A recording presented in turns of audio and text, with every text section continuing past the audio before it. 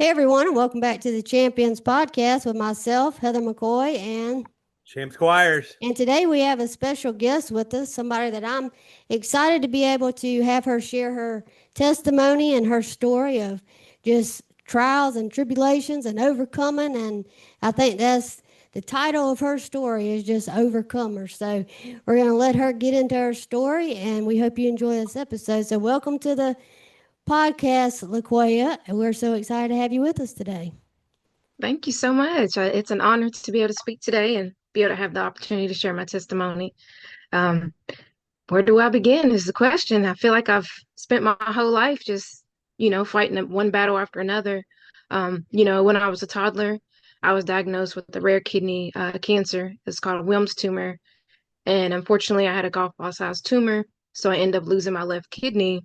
Um, you know, I went through a lot of different things with my health growing up, but my mom did everything she could to make me feel as normal as possible because the rest of my siblings weren't sick. But I spent a lot of time in and out of the hospitals, doctors' offices. But the one thing that grounded me and reminded me that I was still normal, and that I could still have an actual life even with just one kidney was the fact that I went to a cancer camp called Camp Quality of Kentucky, and I was able to see other children who were going through cancer at the time or had went into remission, and just having that strength from those other patients, and so that it built my strength and it helped strengthen me as a person and remind me that I wasn't fighting alone. But as time went on, I would go to the doctor and they were downplaying some of the things I was going through. They kept saying, all your headaches and the fatigue, and, my blood pressure was slowly going up. All of it was due to the stress of school and being a teenager. And I was like, but I'm staying nauseous. I'm staying tired. I just felt like, my energy was so depleted all the time. And I got to a point where I was like, I don't feel like I'm functioning. I don't know what to do. I'm crying. And my mom was like, she really didn't know. And by the time I found out what was going on with me, I was at home. I was in bed one day after school. I was in excruciating pain. My right kidney swelled. You could see it through my skin and my back.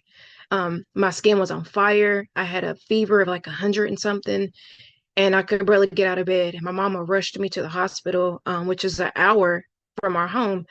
And when I got to the children's hospital, they let me know then, like, hey, Miss Goldring, um, your kidney is starting to fail. And remind you, it's only the one at this point. And I'm, 16. I'm a couple of months from 17. And they tell me, like, I don't know if anybody's talked to you about this, but your kidney function has dropped to a certain percent. And, we can put you on all the antibiotics and treat it, but you need to start considering your options in the next year of what dialysis will be like for you and who could be a possible match for a kidney. And all of that was new to me. My grandmother was on dialysis at the time, but I was second from that. So even though I knew that she was sick, I really didn't understand at the time dialysis and what a kidney transplant would mean and how that would change my life as a teenager. So not even 2 months later, it was around the week after my 17th birthday. I was at school and my blood pressure hit stroke level, and I had a major headache. I was sick to my stomach. I could barely see, and I went to the nurse's station and they called my mom, and I was sent back to the emergency room at the Children's Hospital in Louisville, Kentucky. And they told me then, Miss Goldring, your kidney has completely failed. You have until tomorrow morning to make a decision on what type of dialysis you want to do. And so they explained the difference in peritoneal dialysis of doing dialysis through my stomach or doing dialysis by hemodialysis through my arm. Either way, I needed emergency surgery so that I could get it started. And it was all just a rush of emotions and feelings that was like, this can't be happening to me. Like, I feel healthy overall. Like, look at me. I was in good shape. I was athletic. I was running around with my siblings and going everywhere with my friends. And then all of that was just snatched from me in the blink of an eye. So I had surgery the next morning. I woke up after surgery and I had a new access in my stomach, and my life changed from that moment on. So I instantly started peritoneal dialysis. And when I went back to school about a week and a half, 2 weeks later, I hid it from a lot of my family. I hid it from my friends, my teachers. I walked around with a pillow just to protect my stomach so that nobody would hit me. And students started asking questions. And, I just kept being like, oh, everything's fine. My back's hurting, my stomach's hurting. And I just kept saying that, and to a point to where I just couldn't be in school anymore. I would just be sitting there, my legs would swell, my face would swell, my stomach would swell, and I would just hurt all over because I wasn't no longer peeing any to the point to where I could get rid of all the toxins and everything I was eating, everything I was drinking, I was retaining on my body. And so my blood pressure just kept getting higher and higher, and my heart was feeling stressed, and I could physically feel myself carrying the stress in my body. So I finally went home one day and I just told my mom, like, I want to be in school. I want to be with my friends, but I don't know if I can do this. So, but I did it though. That was the beautiful thing. I was on peritoneal dialysis for 5.5 months. And during that time, I immediately started looking for a donor. I went through the whole process of being tested from head to toe. Both of my parents were a match, but unfortunately, by the time their workup was done, I'd already got a call for a kidney, and I actually was on the UNOS list for 10 days. And everybody at the hospital and my whole entire transplant team was shocked because that was the first time they'd ever heard, at least in my state at that hospital, of a patient getting a call that soon after being listed for a transplant. So I received my first kidney transplant at 17, and I spent 3 months out of school and I was homeschooled, in which that was new for me too. But every day I talked to my friends, I did my homework. I had a teacher come out and, just help me as I needed. But I ended up graduating in the top of my class, and I was in the top 25%. And I ended up getting a scholarship when I graduated. And I was able to even tutor other students at school during all of this. And it just reminded me of my faith and how it strengthened me, but also having family and friends to keep me grounded and just to help me through the process.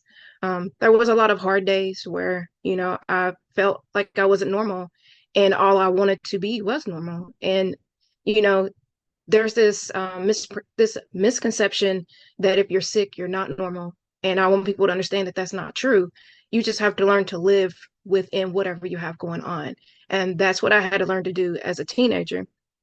Um, at the time, I did not realize the importance of my transplant. I just knew that I would no longer be on a machine, because when I was on dialysis, my three siblings would sit in the hallway with me, and I'd be connected to a machine, and I couldn't go no further than to the next room over, which was the bathroom, or to the next room over to my brother's room. So my mom gave us a game system, and they would sit up with me for hours and play with me and just keep me company, because they knew that if they went to the living room or the kitchen, I couldn't make it down the hallway. It wasn't like I could just unplug the machine and just, move to the next spot. It just wasn't that easy. And I got to a point to where before my transplant, I wasn't able to go to sleepovers anymore because I was gonna have to take my machine and all my equipment.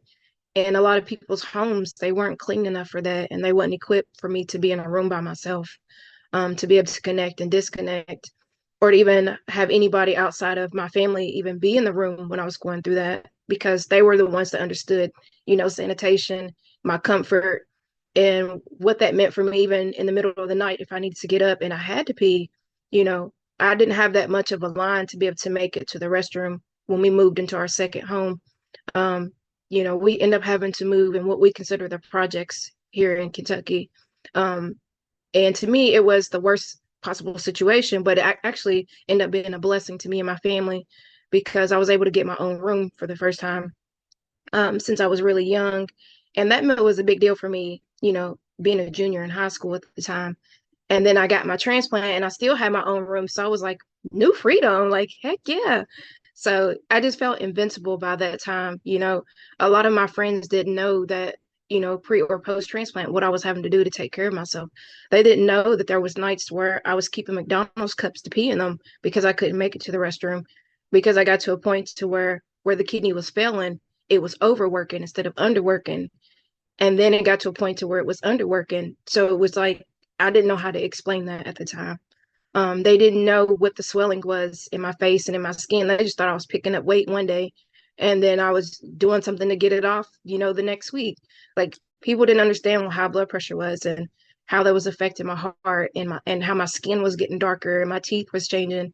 And some days my eyes would get red or a pinkish red.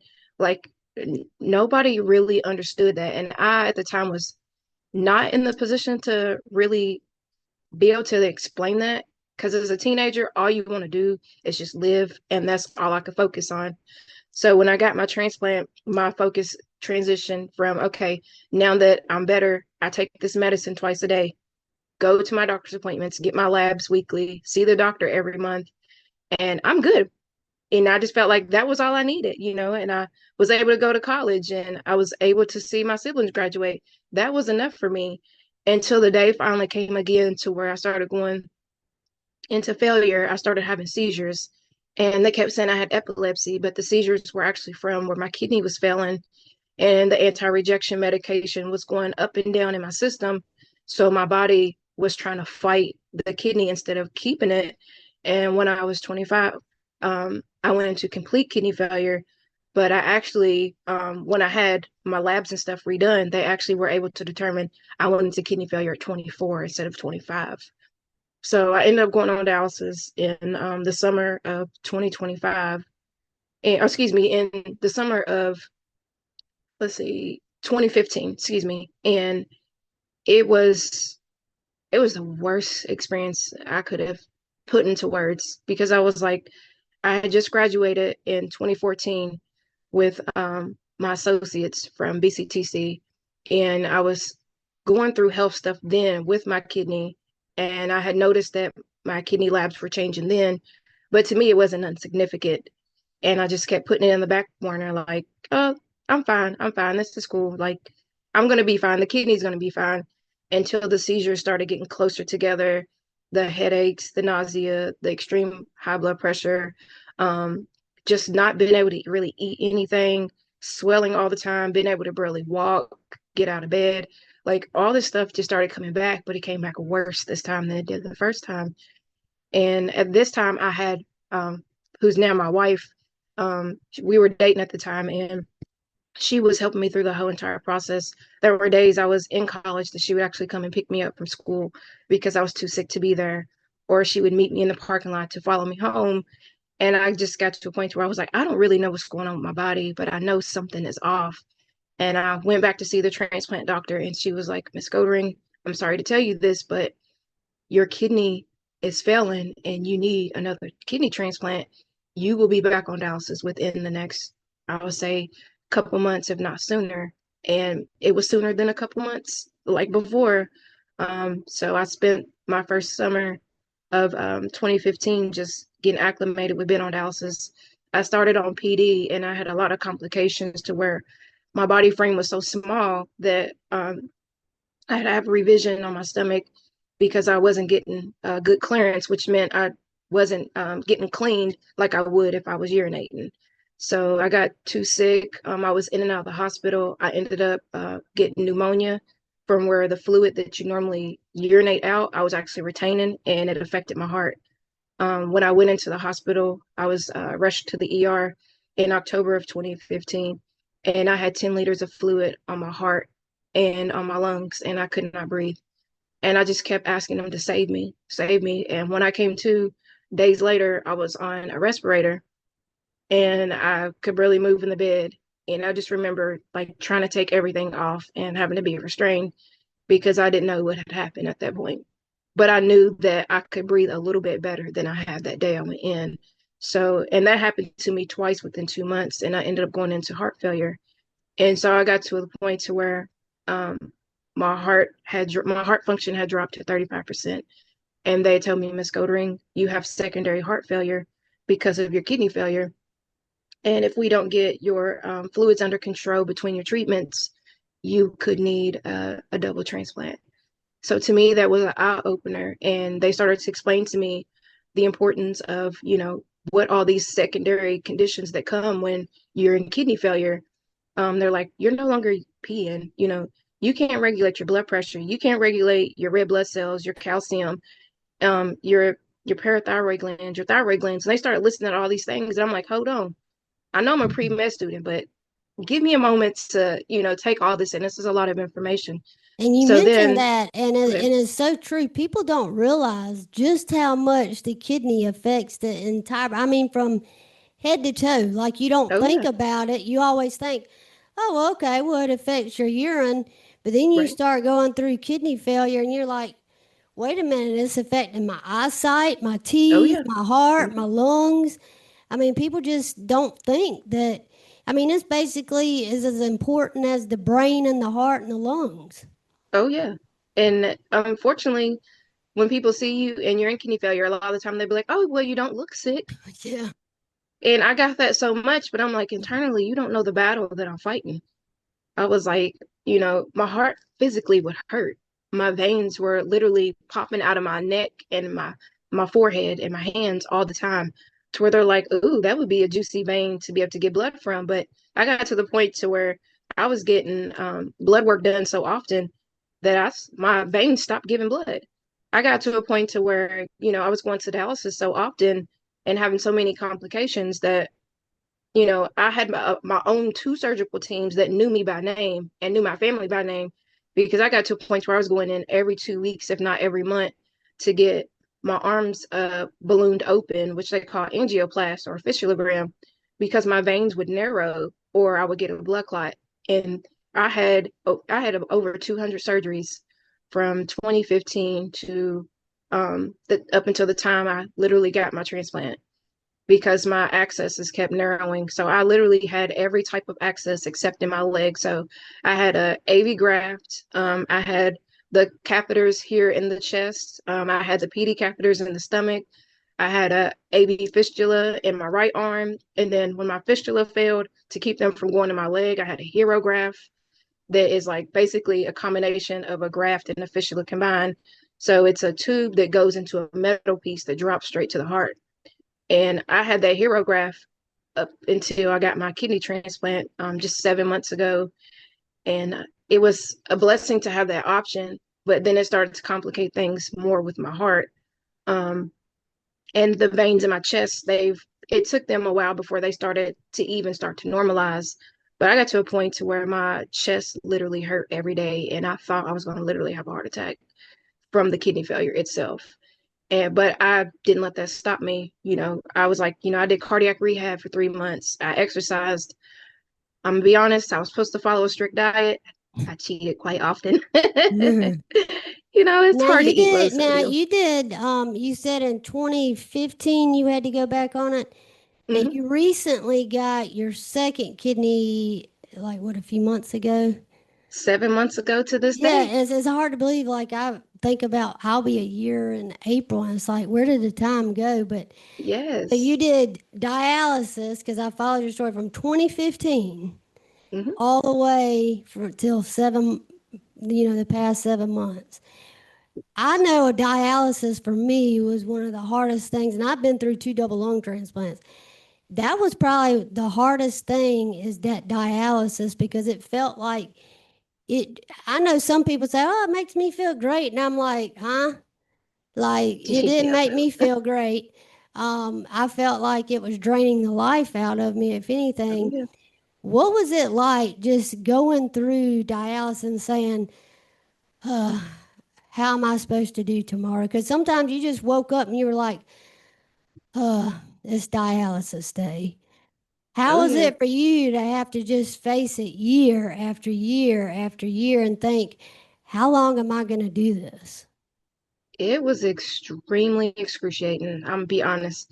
My faith, my wife, and my family is what kept me going, and my own ambition to want to succeed to help other patients is why I was able to get through.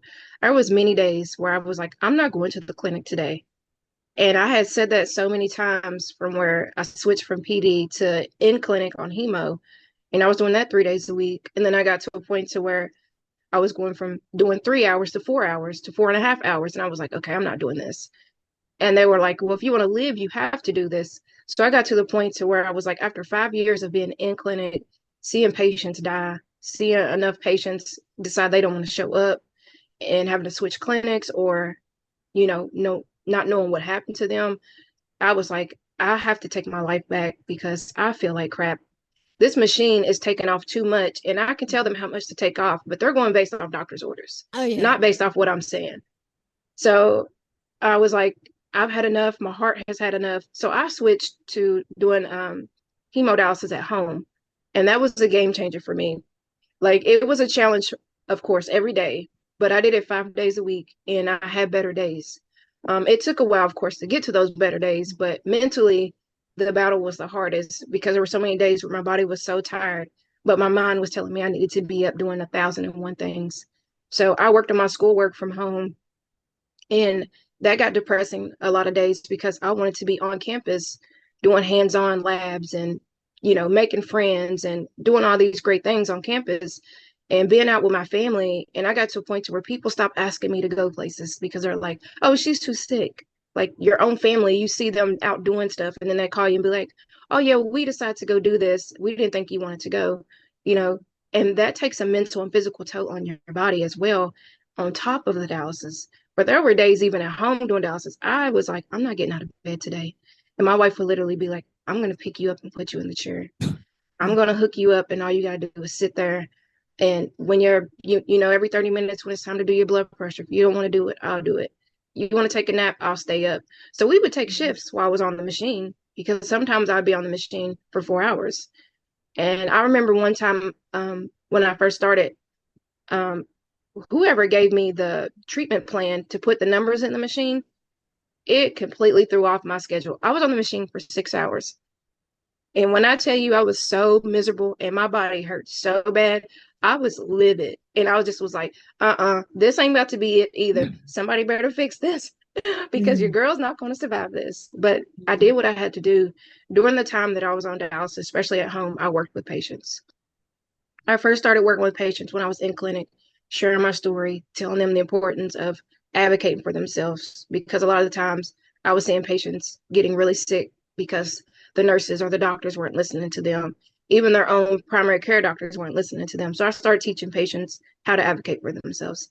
And then once I switched to home dialysis, since it was just more of me and my wife being at home and, my schoolwork, I was like, okay, now I'm in a personal space where I can actually call patients. So I would reach out to patients on Facebook, or they would reach out to me when I would share my story, and I would teach them how to share their story. I would teach them how to advocate for themselves, or I would make calls on their behalf and send them resources. And me and a friend of mine, his name is David Chrisman, he's from California, and he started a nonprofit, The Great Social Experiment, and we worked together and we started my campaign, and along with Jen Benson, with Transplant Journeys, and she's also had a double transplant.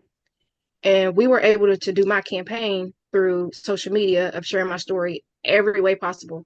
So I did billboards, I got on different talk shows, I did, all the different news channels, local and national. And I got to a point where I was like, dialysis is going to kill me. And I felt like I had one foot in the grave and one foot on this side. And I said, enough is enough. So I told CBS News this time last year when they came to my house, I am getting a transplant this year, whatever it takes. And lo and behold, I just kept praying and I told God, like, I'm giving it over to you. I know I've been saying that, but I finally am. Lord, I don't know how much more my body can take, and I don't know how much more mentally and physically I can take. No matter how many patients I help and I see them doing better, I'm not doing better, but I want to be better. And I know that I have a brighter future for myself and for my family. And my only dream is to become a doctor and to have my own family. And I was like, Lord, the only way I can get to that point is if you continue to either allow me to fight this battle or you bless me with a transplant. And I had got to the lowest point in my life. And, the time that I was on dialysis, I'll say the second, but I wasn't talking to anybody for a week. And I had just cut myself off. And I was like, I don't think I'm going to get back on this machine after today. And that morning, my phone kept ringing off the hook. And I was like, I am not answering it. So then my wife's phone started ringing off the hook. And I said, answer your freaking phone. And so she finally did. And it was my transplant team. And they were calling to say they have found the kidney and it was 100% match. That's incredible. And just the week before that, I had went to see a different transplant team. And the transplant surgeon told me, we're never going to be able to find you a match. I'm sorry. And I told her, I said, I don't care what you say. I know what God has. I know God has the final say. And I know what my body's ready for. You'll see. And lo and behold, a week later, he heard my cry and he blessed me.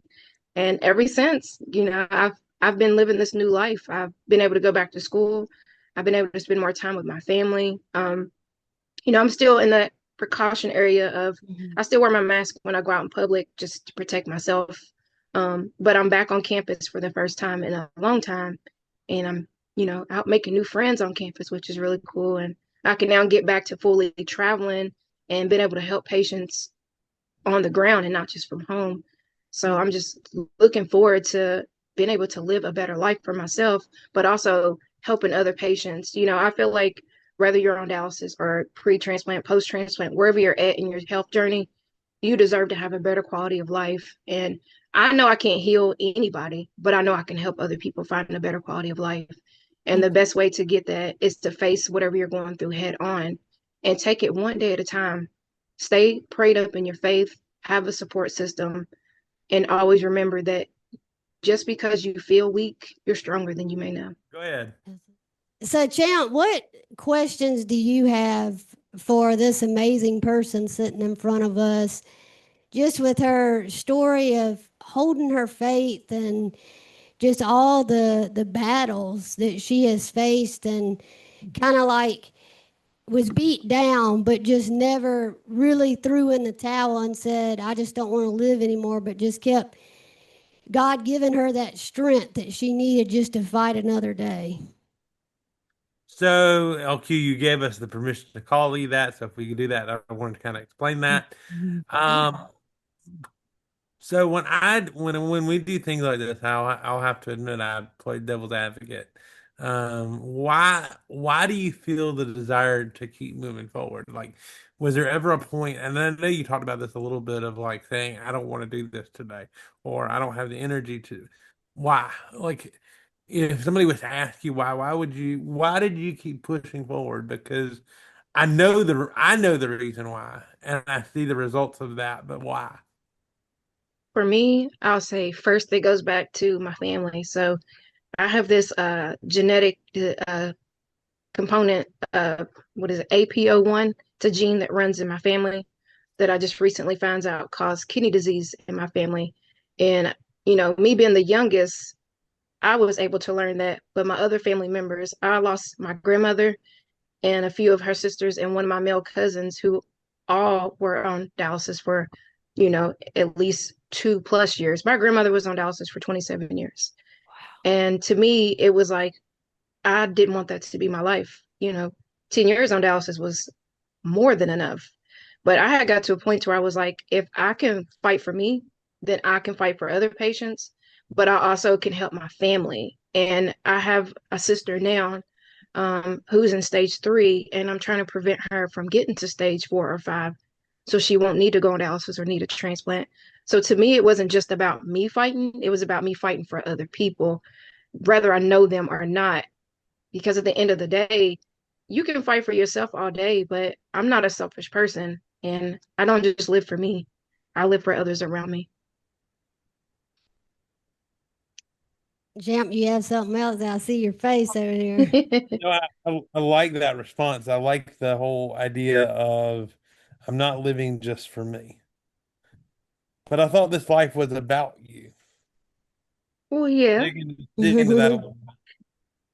I mean, yeah, you're right. It is. I mean, this whole process of going from, surviving cancer to living with one kidney to needing 2 transplants and, going through everything I went through in between with the healthcare discrimination in college for, people mistreating you because they don't understand your health circumstances and, looking at you and only seeing what's on the outside saying you look fine. Yes, all of that was about me, but at the same time, I was seeing other patients who were silently suffering in my face. What would I be if I was saying I'm only just living for me? Once you get to that point, people really do start to think you selfish, where you're like, oh, I'm just living for me. It is whatever. But I've done that before and it didn't get me anywhere. You know what I'm saying? Like, yes, I graduated before and I just lived for me. But at the same time, my first time with my first transplant, I wasn't helping other patients. I wasn't helping anybody else. I just lived for me. This time around, I said, I'm an adult now. I know better. And I know there's more people out there that's living the same struggle that me and Heather both have had to go through. And I Why not help totally them? get what you're saying, because obviously we're living, we wouldn't have fought to get where we are today if we weren't living for ourselves and Right, wanting to be here with our family and our friends and everything. But I get what you're saying because, and especially having something as a young child, it puts a perspective, and it also, like you said, they'll look at you and say, "Well, you don't look sick." If I could count how many times I heard that, you don't look sick, and it's kind of like, "Well, you don't look dumb," but um, that may not be the appropriate response, but that's how you feel sometimes because it's right. so frustrating. It is. But when you go through this, it kind of, when I was going through all this, I sat one day and said, but what if this was part of the testament? What if God doesn't want me to suffer, but what if this is a plan to make me even stronger? But also, what if other people are looking at my story and it becomes their survival guide? And Right, so that's kind of what people can look at you, like you said, with helping other patients. They can look and say, if she can do that, so can I. And so it right, helps give them encouragement to say, and I tell people all the time, even on your hardest day, please don't give up because you right. don't know what lies ahead. That miracle could just be a week away. Just hold on. And I've had my tough days too where I'm like, oh, really? Like, how am I supposed to do this, Lord? But somehow, some way, like you said, that phone rang. Same thing happened with me. They said, don't even expect a deceased donor. I had gone through probably 30 plus people that tested, and for different reasons, both of my parents, my dad actually was going to be a living donor, and the same week that he was going to try to move forward, we got the call for the deceased, and we were kind of like, well, what am I going to do? I'm going to take that willing call that's right here, right now. Right. And the donor was even a Hep C donor.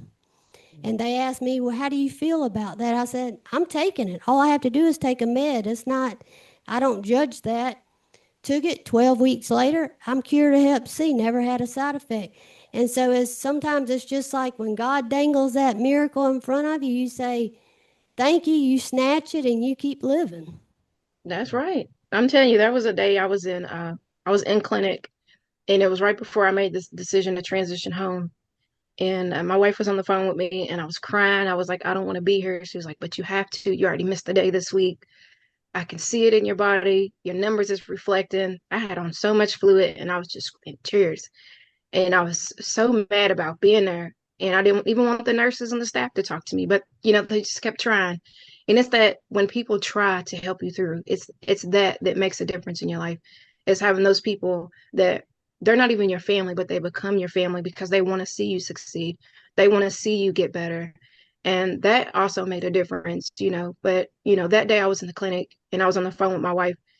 She was talking to me, and I don't know if you've ever had this experience, but when you're talking to somebody else and you realize God comes through them, she Mhm. was saying something to me, and I automatically knew that it wasn't her. And he told me that I am a planter of seeds and that he was going to use me. And I mean, I literally got chills. I just got chills just telling you that. But it was one of those moments where I had to pull the phone away and I put it back up to my ear. And I had to ask her, what did you say? And she was just like, and she was telling me, and I was like, no, that's not what you said. So I repeated back what I heard from the other end of the phone. And she said, that was not me. And it just, I mean, we was literally in tears and shouting and crying. And that was a game changer for both of us because we're both faith driven people. But that right there was like, okay, God, you telling me this is not just about my walk. My walk is going to help somebody else.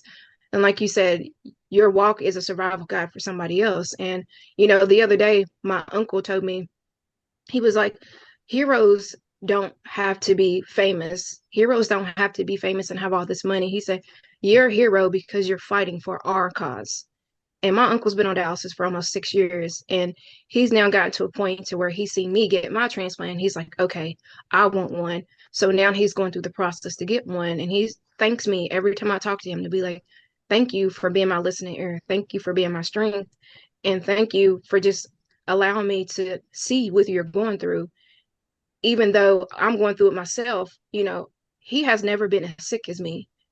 And he's only had one access, and now he needs a second, but he doesn't want to get the surgery. So I'm having to explain the importance of taking care of your veins, because now, as a post-transplant patient, I have to get labs every week, and I can barely give blood most of the time. So now I'm going to a specialty clinic just to get that done. I'm like, taking care of yourself is the way to the next step in your life, is the way to happiness, if that's really what you truly want, pre and post transplant. And that's where I'm at in life, where I'm choosing to live for myself, for my family, for my 17 nieces and nephews that I love with every inch of my life, for my best friend, which is my wife, our mothers, and, just being able to take that next step and say, okay, I survived another disease. This disease is not my life. This disease was a part of me. When I first was living in this and going through dialysis, it was dialysis is all that I know. Dialysis is me. I had to transition my thought to be like, okay, dialysis is a part of who I was and what I was going through. Now I'm choosing something else. And that's where I've gotten to where I'm like, okay, I got the transplant. The transplant is not who I am. The transplant is a part of who I am. So now what are you going to do with yourself? And so I've decided I'm going to move on, and I'm going to choose to be happy. Even on my worst day, I'm going to find something to be happy about, because I've been given not a first, second, but a third chance of life. And that's where I'm at today. Amen to that. Champ, what else do you have to ask? Um, I'm gonna call her L. I think that's gonna be her new nickname for me. I'm good with that. What do you have to just? I mean, you're hearing okay that the Lord spoke to her, and I want to hear from the pastor's perspective, because I totally believe it. Like sometimes you hear things and you say, Where did I hear that?"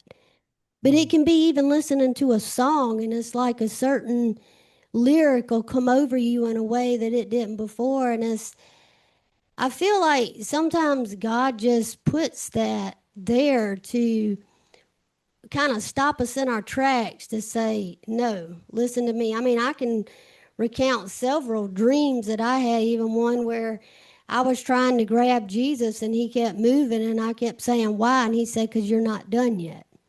I mean, and you tell somebody that's not a true believer in that stuff, and they'll look at you like, well, did you take too much of your medication that night or something? Like, why are you having those kind? But we believe it. I mean, so Champ, what do you have to say I, to just I that? just And I just am intrigued by your willingness to do this for other people. I mean, yes, it's for you, and it's for your life, but it's to give hope to somebody else. It's to go kind of set the course for other people. It is to listen when other people speak. It's to give them the space to share. I don't get to go in the hospitals as much as folks like you and Heather do, in the sense of being on the floor, but you get to hear their story, they get to hear yours, and so there's a camaraderie there that I think builds their stamina, builds their ability to push forward. And I'm intrigued by it, because I think, and going back to the question, Heather, about the listening and the hearing, we often, say, well, why doesn't God speak to us like he did to the folks that he spoke to in scripture in audible ways? And the reality of that is, God speaks. Do we listen? Um, he speaks. Do we listen? And it mhm. doesn't have to be, thus saith the Lord. It could be just as simple as, no, keep pushing. Or, as I have often said on here, it depends on your prayer life. Um, what are you praying for? Are you praying for change? Are you praying today simply, hey Lord, I need to see your face today. Like, I need to know you're real. I need to know you're present. I need to know you're tangible. And so I just found that so awesome that you're able to see that and to account for that and to walk in that kind of obedience. And that's the main thing, Heather. I think it's the obedience to get up and walk, even when you don't feel like it. And are you going to ask her as we wrap up this episode your favorite question? Oh yeah, my favorite question. So, LQ, what does it mean to be a champion? What is that? What is that term? What does that phrase mean to you? Because I've To seen it be a champion. today. But what does that mean to you? A champion. Wow, I guess I've never thought about it because I never thought about myself as a champion, honestly. I guess the champion is, like you said, listening, showing up for others, giving them a platform to feel and to be. If somebody's crying, let them cry. If they're angry, let them be angry. But just being a strength for them. If they need somebody to walk the line with them, walk the line with them. If they need somebody to just sit next to them while they watch TV and do treatment, do that. And, if they need somebody to explain something medical to them in lamest terms, do that. If you need me to go and fight for you on a local, state, or federal level, I'm that person. I mean, one thing I didn't get to share with you all that I feel like people say that I'm a champion for is um, it was about 3 years ago when President Biden was in office and all these changes with the overhaul of the organ donation system. I don't know if y'all following that closely, but I spoke to the House of Representatives for my dialysis chair in 2021, and they started to investigate all the OPOs, which is the organ procurement systems for every state. And they are the people that go out and get the organs for people, like me and Heather, that get deceased donors. Mhm. Well, some of them are not doing their jobs properly, and there's a lot of abuse in the system. I'm just keep it there. So in 2023, I was invited to go to DC and speak in front of the Senate. And when I went and spoke in front of the Senate, before I did that, I was in the room with all these different people of high status. To me, that didn't matter because God is higher than all that status. So what I decided to do was to bring the people in that was my team. And I asked anybody in the room that wanted to pray with me. And I prayed before I went into the hearing because I asked God that whatever this outcome is, Father God, let this outcome be the best for your people and not just for this hearing. You know the people that is in need and you see the need that is there. And I give it over to you, God. Thank you for using me as a vessel to be here today to speak. Give me the strength to say the words that I need to so that they hear what needs to be heard from you. And so I was nervous and I was a nervous wreck, but a lot of people stopped me before I went in and said, thank you. And I'm trying to figure out what they're thanking me for, but they was like, thank you for praying. Nobody in the history of all the time that we've ever had a meeting in the House or Senate has ever prayed, especially not in this room. That is the last thing that they're thinking of. And I said, that should be the first. And so when we went into the room, there was this peace that I had over me, and when it was time for me to speak, it flowed naturally. And I told them, what it was like living as a patient on dialysis, what it's like being an African American patient and seeing more people that are brown and black skin not getting transplanted because of the color of our skin. Them using our kidney function and saying we have more body mass. So we're getting underdiagnosed with kidney failure, and a lot of us are not getting listed soon enough for transplants. I spoke about those things when people are like, shh, don't talk about that. And to me, that was a champion moment for myself because I was like, here I am on national TV thinking nobody's watching, but more people seen it than I ever imagined. And every time I see people now, they're like, I seen you on TV.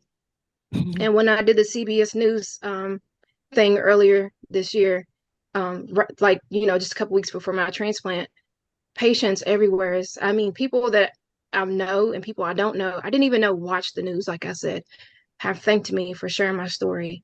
And I've had people call me from all over the country and even in other countries reach out to be like, your story is a story of hope. And I'm grateful for that. And to me, if you can give hope, you're a champion. Well, If I you can think get, oh you Lord, just summed it that'll up preach. that no matter what you're fighting for or who you're fighting up against, just believing in yourself, having the confidence, walking with the Lord, knowing that, like you said, it wasn't necessarily about you. It was just saying, Lord, help me. I just want to help other people.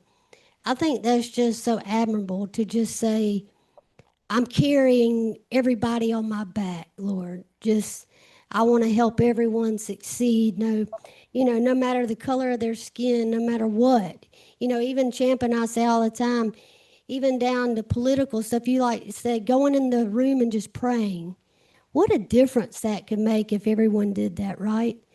Just Oh yeah. going in there and praying. That'd be the first thing that people did and said, no matter the outcome, we're giving it to the Lord. I mean, that's just, I just want to thank you so much for sharing this story of hope. And I hope anybody that listens to this, whether they're fighting kidney disease or maybe they're fighting something else in their life, that they can say, you know what, let me think about this. She did this, and she's sitting here sharing her vulnerability and sharing her story.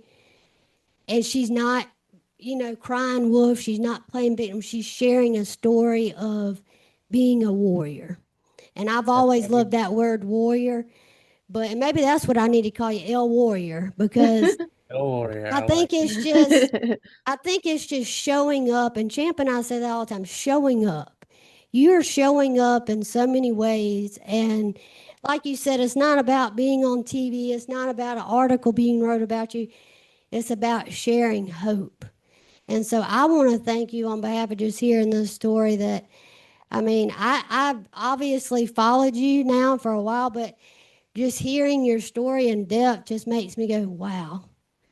She fought every single day, and she now, I mean, even seeing your photos, you're so just full of life in your face and your eyes, and just you can see the joy radiating out of you, and that's just so powerful. So, Champ, I'm going to give you the honor of ending us today, but thank you so much. And do you want to share any area of your social media in case people want to follow your story?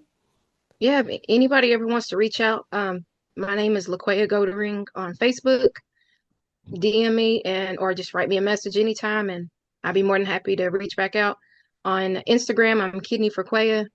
Um, so either way, you'll find me, or even if you just Google my name, you will find me. So well, thank you all. that Elkie, that was really good, and I just want to say thank you for being a voice for the voiceless, being a champion with hope, being a warrior, because all of those things kind of do what I hope that we're trying to do through this platform, which is setting the course that other people might follow, and then watching what happens when they're given the tools and the things to make their story worth living, worth telling, and worth sharing. So thank you. We hope that you enjoyed today's episode. I did. Go follow LaQuayia, and we look forward to seeing you next week. God bless. God bless. Thank you. And early congrats to you on your first year. Thank you. You too.